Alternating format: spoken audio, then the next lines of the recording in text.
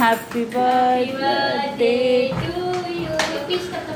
Happy birthday to you.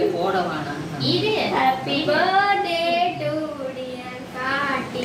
71th birthday to you.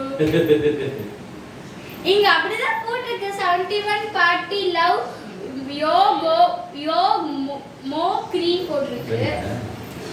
டக்கு டக்கு ரெண்டா கதை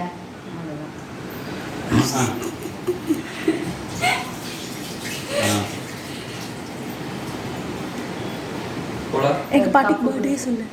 போங்க பாட்டிக்கு பர்த்டே ஸ்டார்ட் நீங்க போங்க. நீங்க போங்க. பாஸ் பண்ணிட்டீங்களா? பண்ணி